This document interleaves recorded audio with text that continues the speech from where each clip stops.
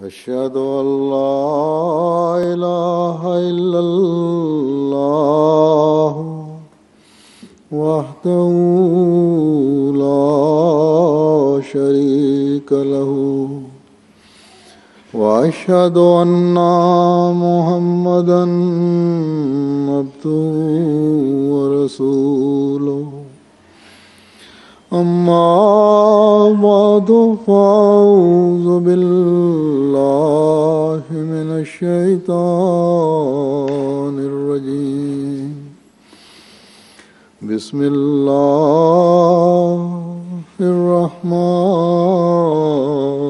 الرحيم الحمد لله رب العالمين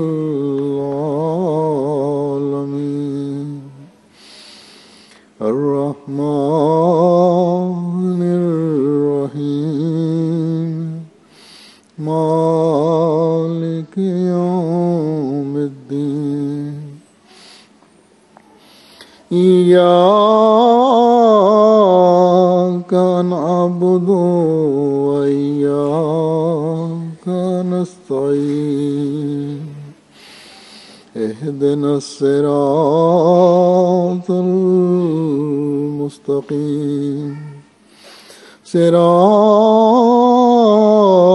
الذين أنعمت عليهم غير المغضوب عليهم ولا الضالين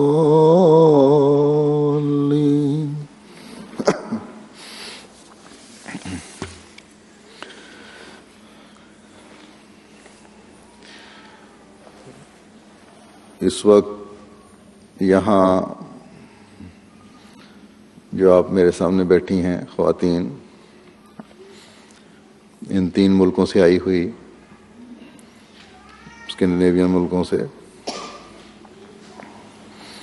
آپ میں سے اکثریت، بلکہ ایک لحاظ سے تمام ہی پاکستان سے تعلق رکھنے والی ہیں، کچھ شاید ہندوستان سے بھی ہوں. کئی خاندان یہاں پاکستان سے آ کر آباد ہوئے. بعض آپ میں سے 40-50 سال پرانے خاندان بھی یہاں آباد ہیں، جنہوں نے یہاں زندگیاں گزاریں، یہیں بچے پیدا ہوئے، شادیاں ہوئیں، جوان ہوئے. اب اللہ تعالیٰ کے فضل سے آگے ان بچوں کی شادیاں بھی ہو گئیں.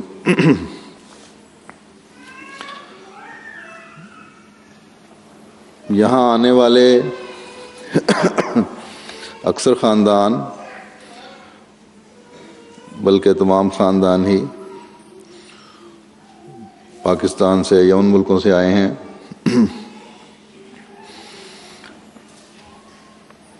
جہاں یا تو کسی سختی کی وجہ سے یہاں آئے ان ملکوں میں، یا معاشی حالات بہتر کرنے کی وجہ سے آئے.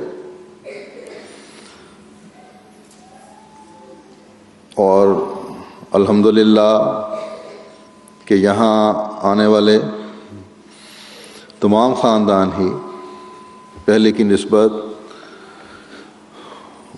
بہت بہتر معاشی حالات میں زندگی گزار رہے ہیں. لیکن یہ بہتر معاشی حالات آپ کو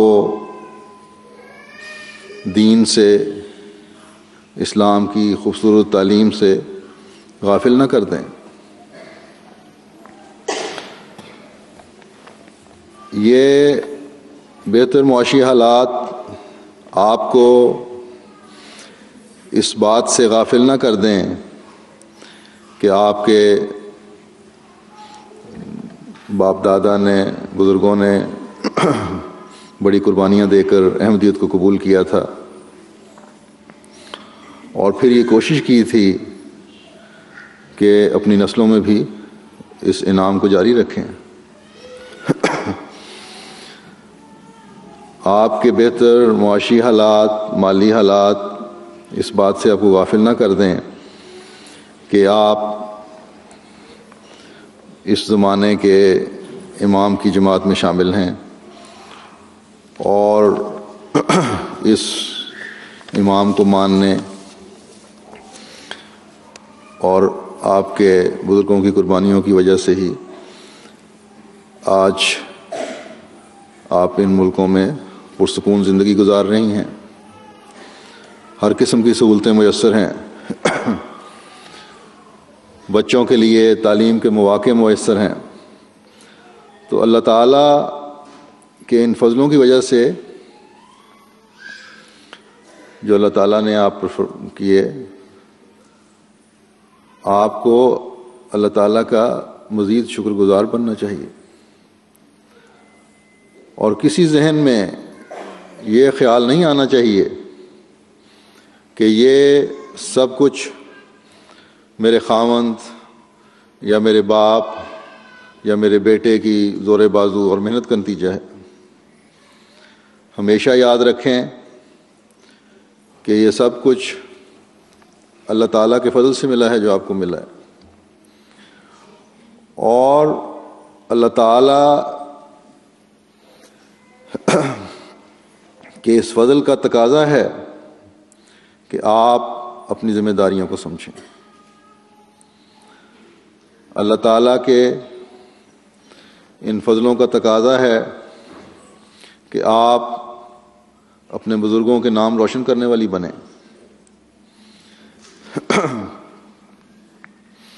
ان فضلوں کا تقاضا ہے کہ آپ حضرت مسیح موعود علیہ الصلوۃ والسلام کی تعلیم پر عمل کرنے والی بنیں، اور نہ صرف خود اس تعلیم پر عمل کریں بلکہ اپنی اولادوں کی بھی اس فکر کے ساتھ نگرانی کریں اور تربیت کریں کہ کہیں وہ مغرب کے آزاد ماحول کی وجہ سے دین سے دور نہ ہٹ جائیں۔ خاص طور پر لڑکوں کی بڑی نگرانی کرنی پڑتی ہے۔ آپ یہ بھی یاد رکھیں کہ ان ملکوں میں نئے شامل ہونے والے احمدی جو یہاں کے مقامی ہیں، اور ان میں سے بھی اکثریت عورتوں کی ہے اور بعض دوسری قوموں کے بھی ہیں، انہوں نے آپ کے نمونے دیکھنے ہیں۔ یہ ٹھیک ہے کہ جن عورتوں نے یعنی یہاں کی مقامی عورتوں نے مردوں کے ساتھ شادیاں کی ہیں، وہ ان مردوں کے نمونے بھی دیکھیں گی اور اتنا ہی دین سیکھیں گی اور سمجھیں گی جتنا ان کے پاکستانی خاوند یا پرانے احمدی خاوند دین پر عمل کرتے ہیں۔ اس لیے یہ مردوں کی بھی ذمہ داری ہے کہ ان کی تربیت کریں۔ مردوں کو میں اس سے باہر نہیں کر رہا، لیکن عورتوں کے ماحول میں جب یہ نئی عورتیں آئیں گی، یعنی نئی احمدی ہوئی عورتیں آئیں گی جنہوں نے بیعت کی ہے اور احمدیت میں شامل ہوئی ہیں، تو وہ آپ عورتوں کے نمونے بھی دیکھیں گی۔ لجنہ کے اجلاسوں میں، اجتماعوں میں وہ آپ کا اٹھنا بیٹھنا اور عمل دیکھیں گی۔ دینی احکام کی آپ کتنی پابندی کرتی ہیں، وہ یہ سب کچھ دیکھیں گی۔ آپ جس طرح اپنے بچوں کی تربیت کرتی ہیں وہ دیکھیں گی، اور اگر آپ لوگوں کے قول و فعل میں تضاد ہوگا، اگر آپ کے رویے اسلامی تعلیم کے خلاف ہوں گے، اگر آپ ایک دوسرے کی عزت اور احترام نہیں کر رہی ہوں گی، تو آپ ان کے لیے ٹھوکر کا باعث بن سکتی ہیں۔ بس ایک بہت بڑی ذمہ داری آپ عورتوں کی، جو پرانی احمدی عورتیں ہیں جو پاکستان سے ہجرت کر کے یہاں آئے ہیں، یہ ہے کہ آپ اپنے نمونے ان لوگوں کے سامنے قائم کریں۔ ایسے نمونے قائم کریں جو اسلام کی حسین تعلیم کے نمونے ہیں، تاکہ نئے شامل ہونے والوں کی تربیت بھی ہو سکے، اور آپ کے ان نمونوں کی بدولت، آپ کے ان نمونوں کی وجہ سے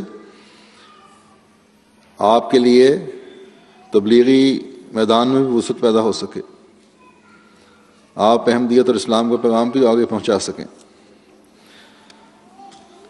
آپ کے لیے مزید راستے کھل سکیں جن پر چل کر آپ احمدیت یعنی حقیقی اسلام کا پیغام دنیا کو پہنچائیں گے۔ یاد رکھیں، آپ کے نمونوں کو دنیا بڑے غور سے دیکھتی ہے۔ آج یہاں ان ملکوں میں مختلف قوموں کے لوگ آباد ہوئے ہیں، ہو گئے ہیں، مختلف جگہوں سے لوگ آئے ہیں، جن میں عرب کے مختلف ممالک کے لوگ بھی شامل ہیں، ترکی وغیرہ کے لوگ بھی شامل ہیں، اور دوسری قوموں کے بھی ہیں۔ تو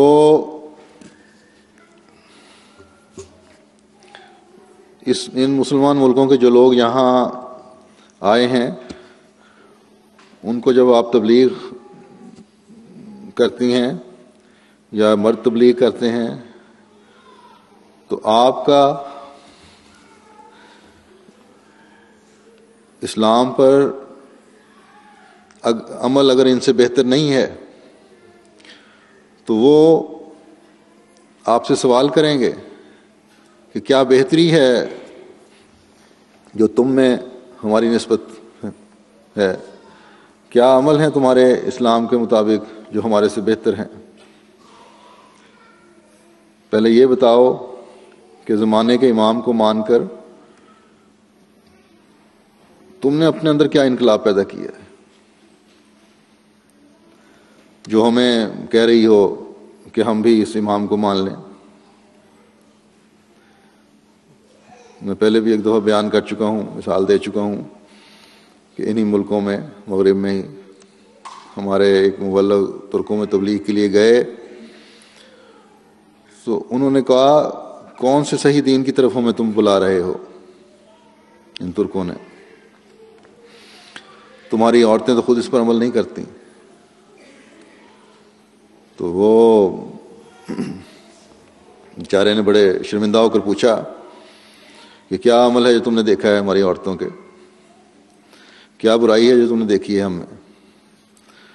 تو انہوں نے کہا کہ اسلام میں ایک حکم پردے کا بھی ہے، ہماری عورتیں برقع پہنتی ہیں، پردہ کرتی ہیں اکثر، جبکہ تمہاری عورتیں بازاروں میں بغیر حجاب اور پردے کے پھرتی ہیں۔ تو جن چند ایک کو انہوں نے دیکھا، انہوں نے پوری جماعت احمدیہ کو اس پیمانے پر رکھا، حالانکہ ایسی چند ایک ہوں گی میرے خیال میں۔ تو دیکھیں، ان چند لڑکیوں یا عورتوں کی وجہ سے ان لوگوں نے احمدیت کے بارے میں بات سننے سے انکار کر دیا۔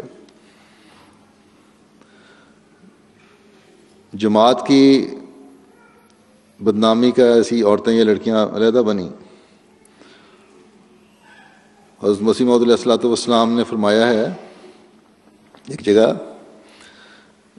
کہ ہمارے مرید ہمیں بدنام نہ کریں۔ الفاظ میرے ہیں، کچھ قسم کے ملتے جلتے الفاظ ہی ہیں۔ تو دیکھیں، حضرت مسیح موعود علیہ السلام کی طرف منسوب ہو کر پھر ایسی باتیں جو اسلام کی تعلیم کے خلاف ہیں ان سے بچنا چاہیے۔ یہ پردہ ایک اسلامی، بنیادی اسلامی حکم ہے، اور قرآن کریم میں بڑا کھول کر اس کے بارے میں بیان ہوا ہے۔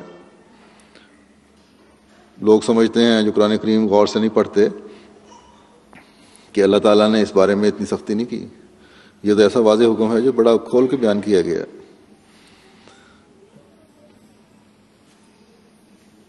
اور پہلے میں 2-3 دفعہ کہہ چکا ہوں، بعض لوگوں کو خیال ہے کہ شاید میں ہی زیادہ بیان کر رہا ہوں اس کو سختی سے، حالانکہ میں وہ بیان کر رہا ہوں جو قرآن کریم کے مطابق ہے۔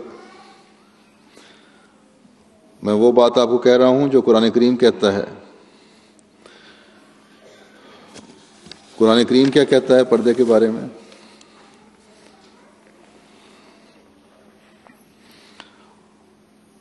یہ آیت ہے لمبی، اس میں ایک ہے حکم کہ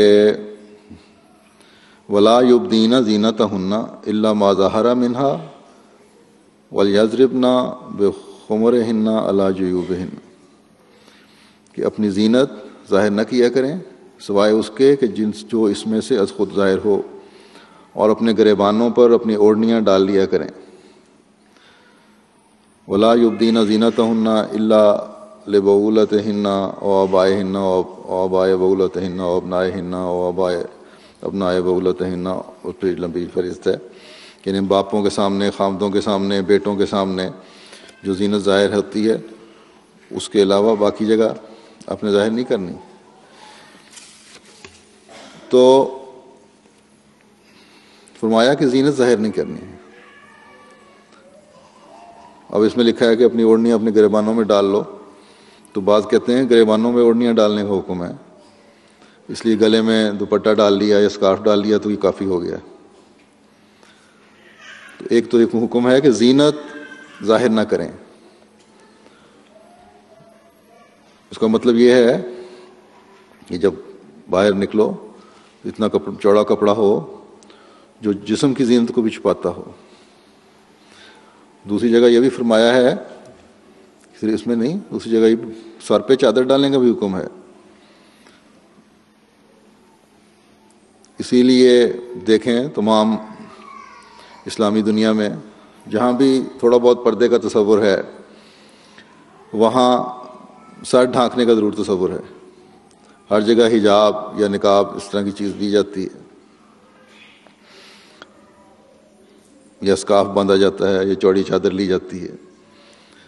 تو اللہ تعالیٰ نے فرمایا ہے یدنین علیہن من جلابیبہن،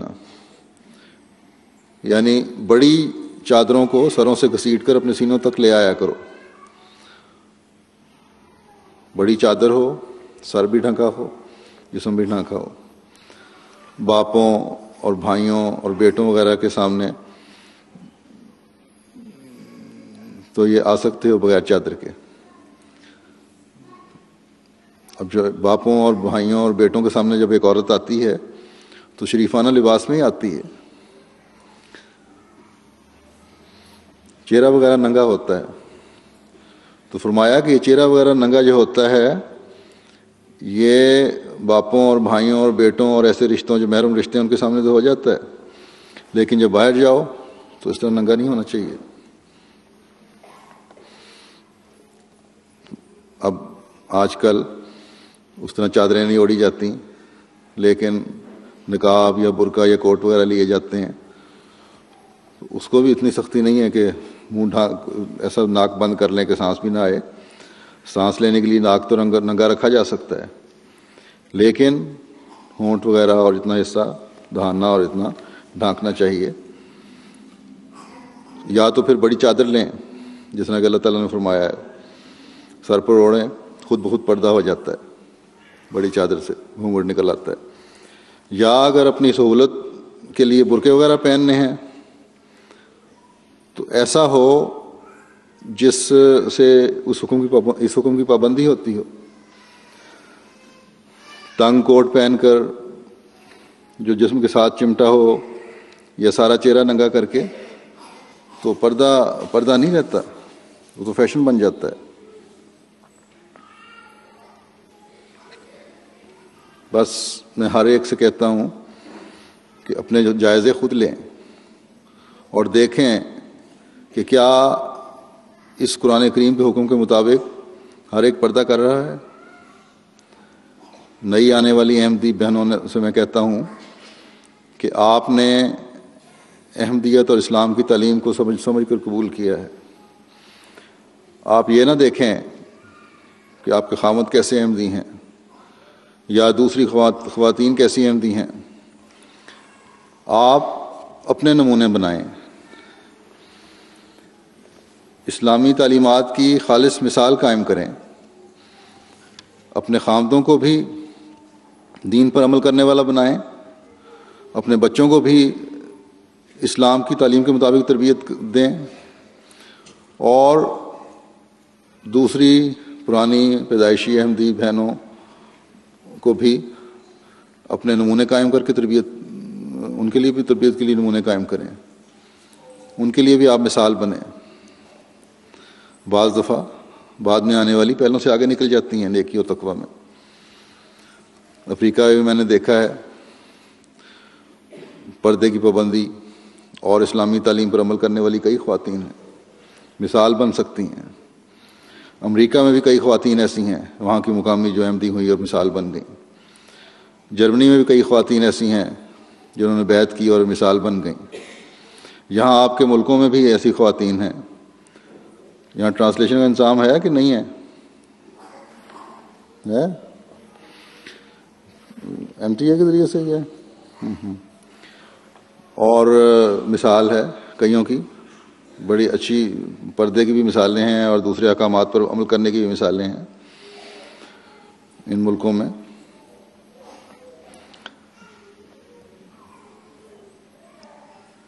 تو ہمیشہ یاد رکھیں کہ اگر کسی پاکستانی عورت میں کوئی برائی دیکھیں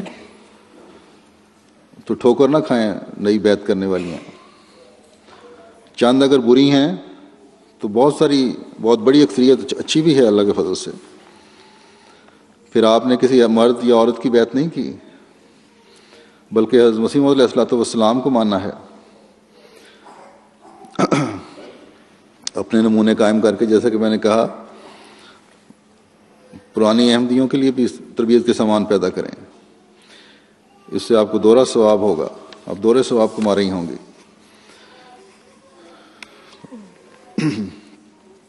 پردے کا یہ مطلب ہرگز نہیں ہے کہ عورت بند ہو جائے۔ حضرت صلی اللہ علیہ وسلم کے زمانے میں عورتیں جنگوں میں بھی جایا کرتی تھیں، پانی وغیرہ پلایا کرتی تھیں، کاموں میں بھی شامل ہوتی تھیں دوسرے۔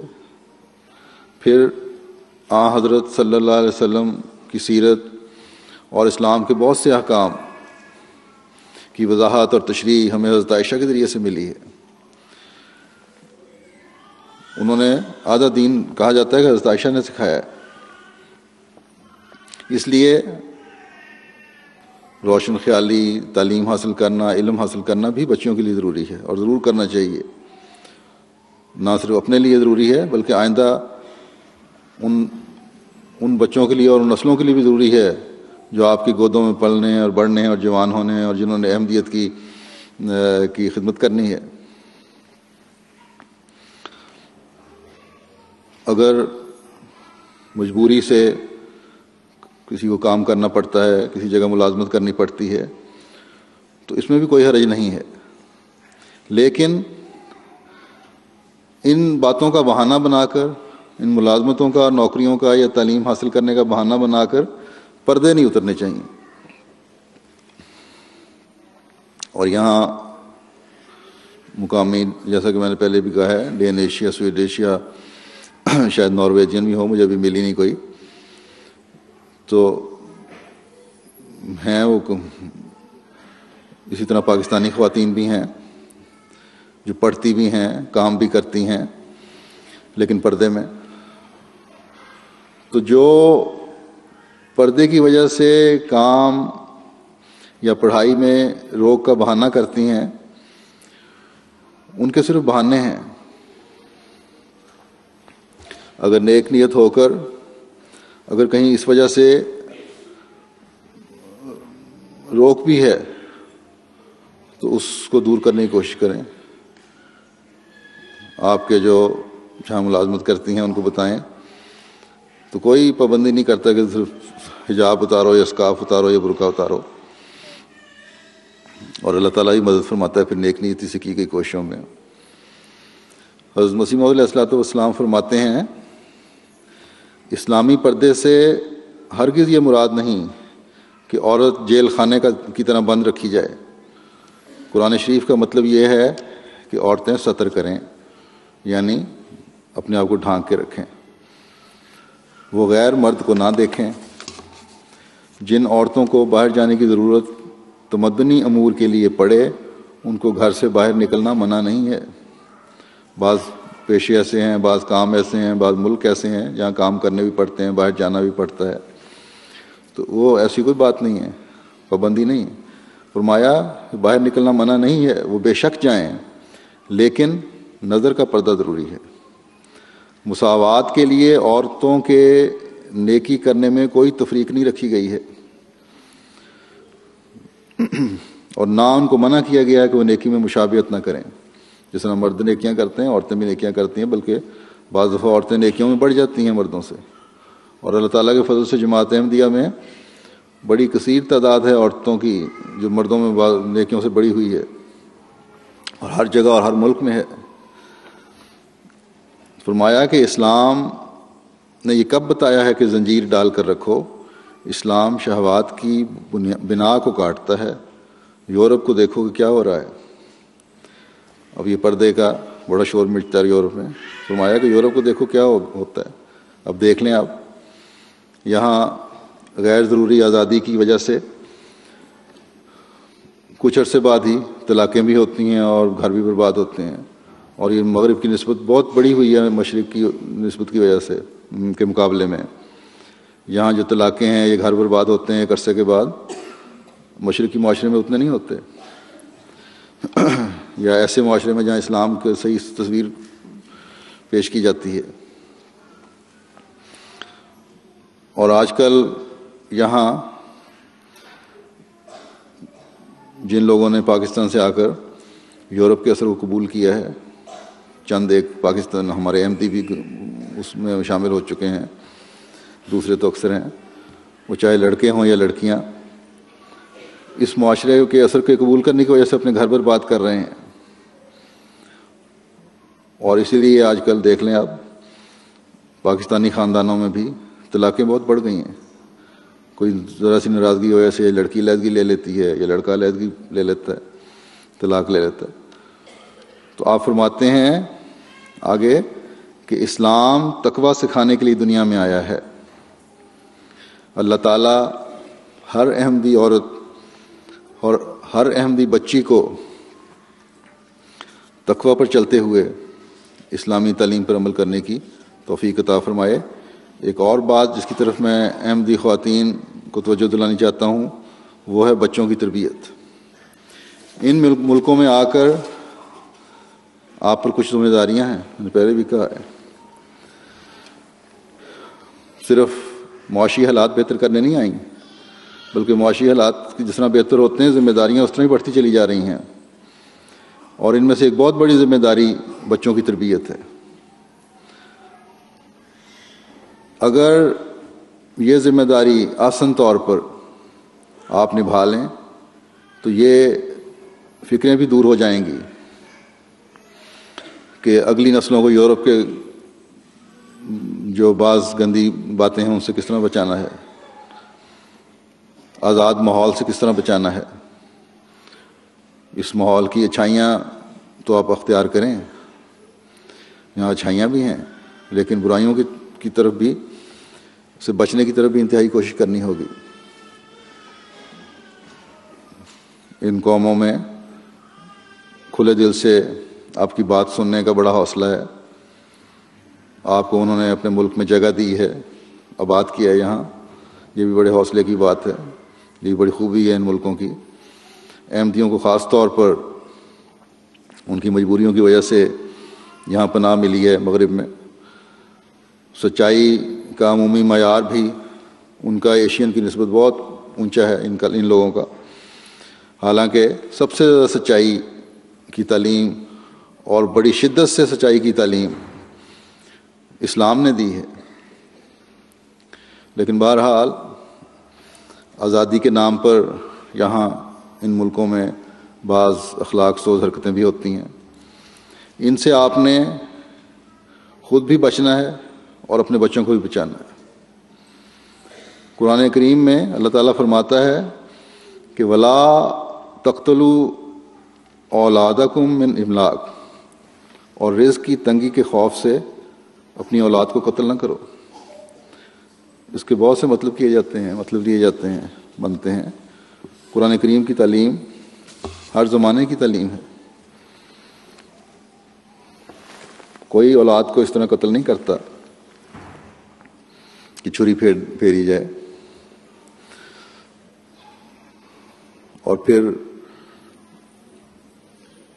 اس کا مطلب یہی ہے کہ ایسی تربیت نہ کرو جس سے تمہاری اولاد برباد ہو جائے. اب تربیت کرنے کے لیے بھی مختلف طریقے ہیں.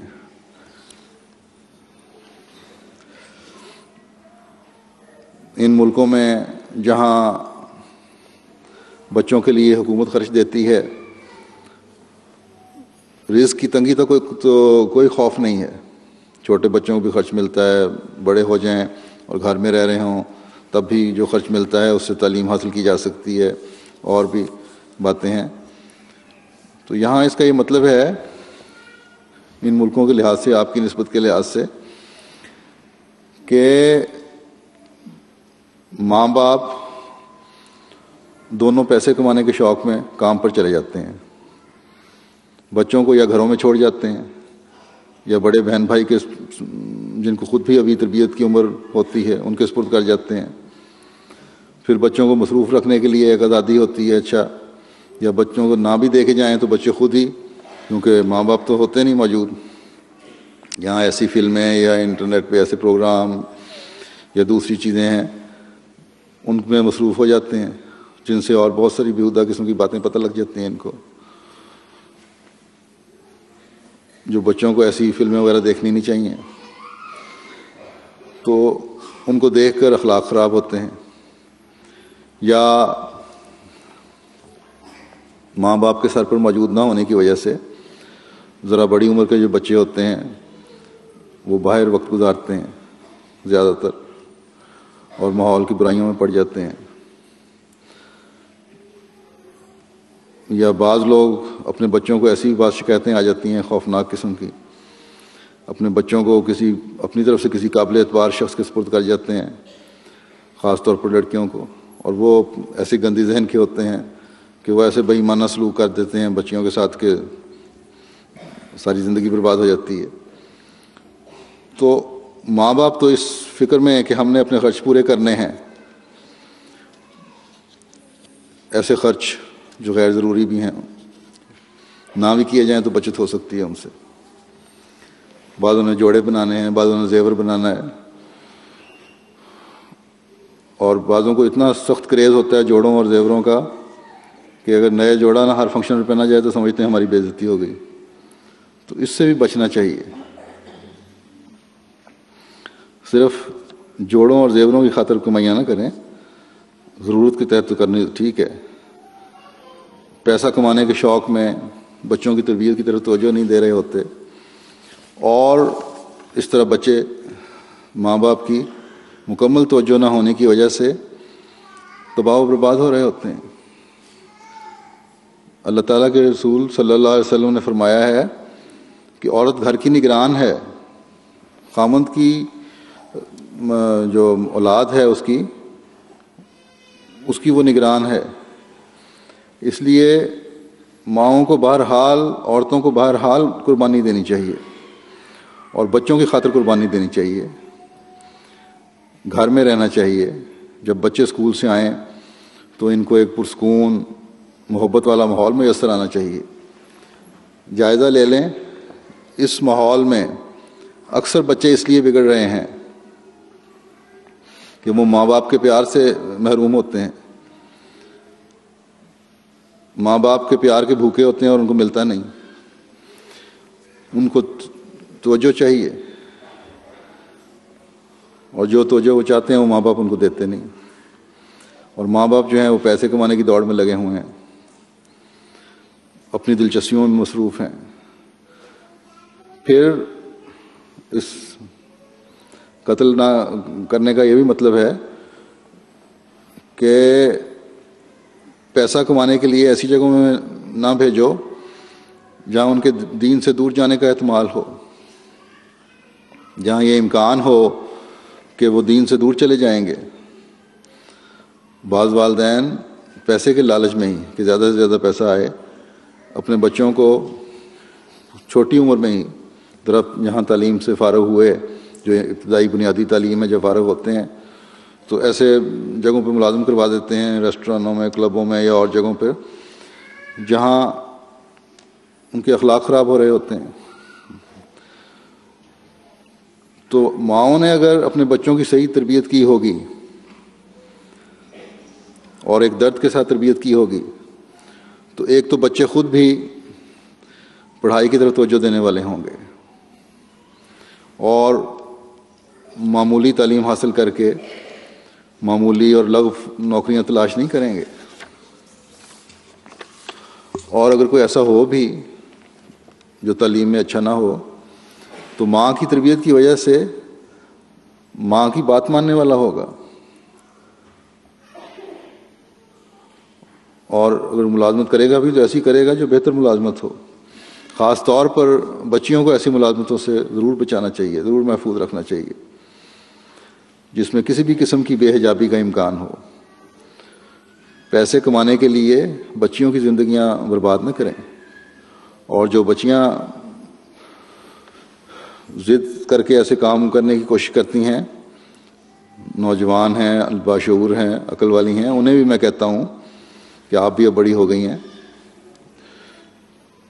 جیسا کہ میں نے پہلے کہا تھا کہ حضرت مسیح موعود علیہ السلام نے فرمایا ہے کہ ہمارے مرید ہو کر ہمیں بدنام نہ کریں۔ اس بات کو ہمیشہ پیش نظر رکھیں، یاد رکھیں اگر آپ کو حضرت مسیح موعود علیہ السلام کی اس بات کی کچھ پرواہ نہیں ہے تو اللہ تعالیٰ کو بھی آپ کے پاک مستقبل کی کوئی پرواہ نہیں ہے۔ آپ کو اپنے ارد گرد بعض ایسے احمدی کہلانے والوں کے نمونے نظر آ جائیں گے جو دنیاوی گند میں پڑ گئے ہیں، اور دوسرے لوگوں میں بھی نظر آتے ہیں۔ بس احمدی بچی کو خاص طور پر اپنی ملازمتوں سے ایسی ملازمتوں سے بچنا چاہیے جہاں اس کے تقدس پر حرف آتا ہو۔ پھر اس کا یہ بھی مطلب ہے، اب رشتے کرنے کا معاملہ آ جاتے ہیں بعض دفعہ، تو ایسی جگہ رشتے نہ کرو جہاں دین نہ ہو اور صرف دنیاوی روپیہ پیسہ نظر آ رہا ہو، اس کو دیکھ کر رشتے کر رہے ہو کہ ہماری بیٹی کے حالات اچھے ہو جائیں گے یا ہمارا بیٹا کاروبار میں ترقی کرے گا۔ تو یہ چیزیں بے شک دیکھیں، لیکن ایسے خاندان کا جہاں رشتے کر رہے ہیں یا ایسے لڑکے یا لڑکی کا جہاں رشتہ کر رہے ہیں دین بھی دیکھیں۔ حضرت صلی اللہ علیہ وسلم نے فرمایا ہے کہ رشتہ کرتے وقت سب سے اہم چیز دین ہے جو تمہیں دیکھنا چاہیے۔ بعض کہتے ہیں کہ ہم نے اس خاندان کو دیکھا ہے، بڑا نیک خاندان تھا، یہ تھا وہ تھا، اور اس کے باوجود ایسے حالات ہو گئے۔ تو آج کل تو لڑکے کے اپنے دینی حالت کو بھی دیکھنا چاہیے۔ ہر جگہ حالات ایک جیسے ہیں، اتنا زیادہ دنیا داری میں پڑ چکی ہے کہ جب تک تسلی نہ ہو جائے خود لڑکے کی، کسی قسم کے رشتے نہیں کرنے چاہیے کہ صرف پیسہ ہے اس کو دیکھ کر رشتہ کر لیا۔ بہت سارے رشتے تکلیف دہ ثابت ہوئے ہیں ایسے۔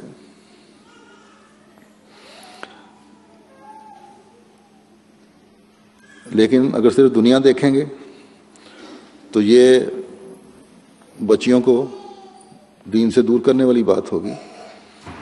کئی ایسی بچیاں ہیں جو ایسے رشتوں کی وجہ سے جماعت سے تو کٹی ہی ہیں، اپنے گھر والوں سے بھی کٹ گئی ہیں،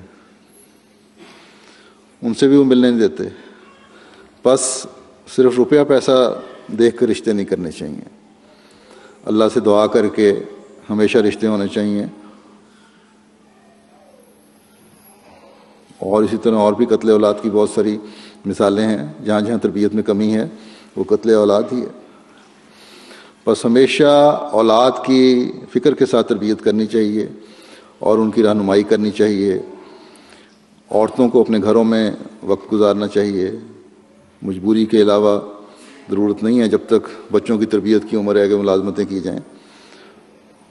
کرنی ہے تو بعد میں کریں۔ بعض مائیں ایسی ہیں جو بچوں کی خاطر قربانیاں کرتی ہیں، حالانکہ پروفیشنل ہیں، ڈاکٹر ہیں اور اچھی پڑھی لکھی ہیں، لیکن بچوں کی خاطر گھروں میں رہتی ہیں، اور جب بچے اس عمر کو چلے جاتے ہیں جہاں ان کی ماں کی فوری ضرورت نہیں ہوتی، اچھی تربیت ہو چکی ہوتی ہے، تو پھر وہ کام بھی کر لیتی ہیں. تو بہرحال اس کے لیے قربانی کرنی چاہیے عورتوں کو. اللہ تعالیٰ نے عورت کو جو اعزاز بخشا ہے کہ اس کے پاؤں کے نیچے جنت ہے، وہ اسی لیے ہے کہ وہ قربانی کرتی ہے. عورت میں قربانی کا مادہ بہت زیادہ ہوتا ہے. اپنی خواہشات کی قربانی کرتی ہیں جو عورتیں، ان کے پاؤں کے نیچے جنت ہے. اگر اس کی بعض خواہشات خاوند کی آمد سے پوری نہ ہوتی ہوں، مثلا جیسے کسی کا زیور یا کپڑے دیکھ کر، جیسے کہ پہلے بھی میں نے کہا ہے، اگر اس کا دل چاہے کہ میرے پاس بھی ایسا ہی ہو، لیکن اپنے بچوں کی تربیت کے لیے وہ قربانی کرتی ہے، تو یقیناً اس قربانی کی وجہ سے، اس کی اس سوچ کی وجہ سے کہ میرے بچے اچھی تربیت پا جائیں، مجھے دنیاوی چیزوں کی ضرورت نہیں ہے، اللہ تعالیٰ اس کی مدد فرماتا ہے. اور ایسے بچے پھر فرما بردار اور نیک بچے بن کر اس دنیا میں بھی ایک جنت بنا رہے ہوتے ہیں. اور نیکیوں پر قدم مارنے اور اعلیٰ اخلاق کی وجہ سے یہ اپنے لیے اگلی دنیا میں بھی جنت بنا رہے ہوتے ہیں. اور یہ مائیں بھی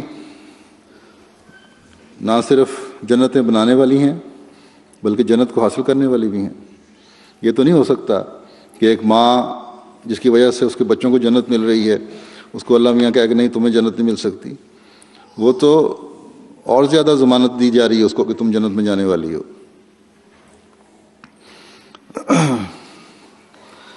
جن پر اللہ تعالیٰ کا فضل ہے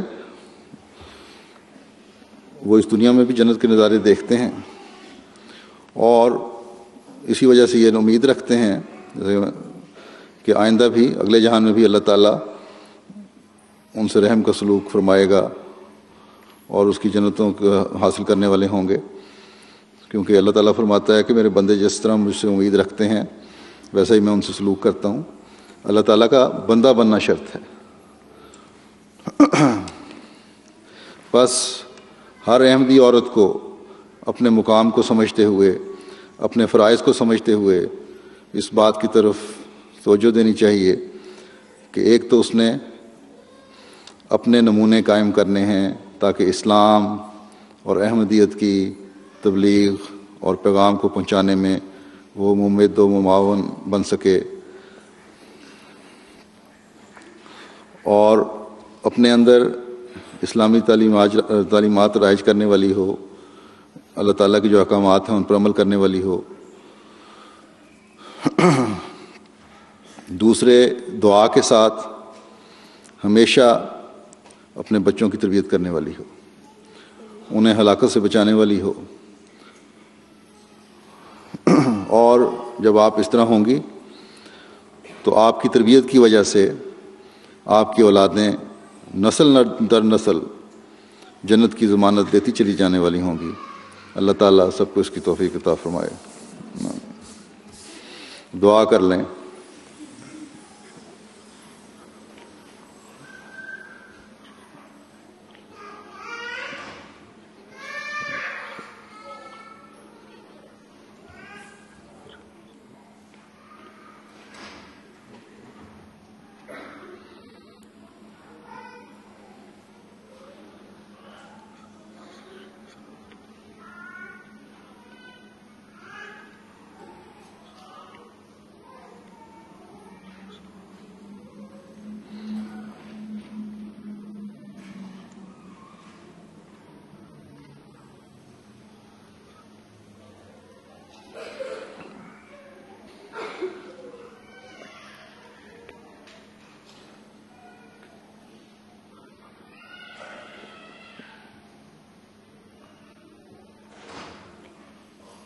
آمین.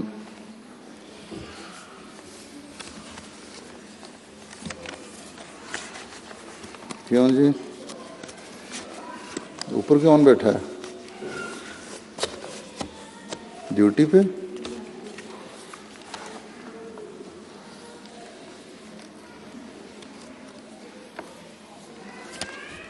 بس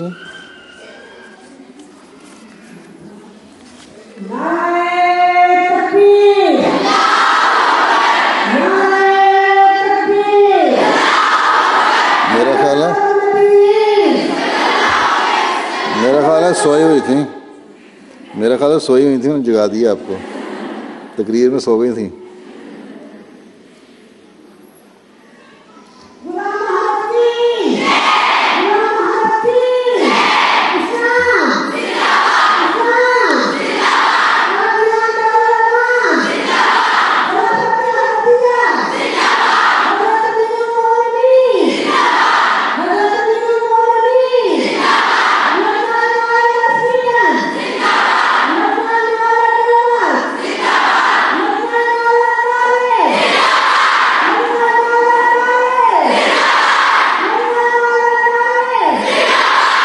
ناروے کی زیادہ ہے لگتا ہے.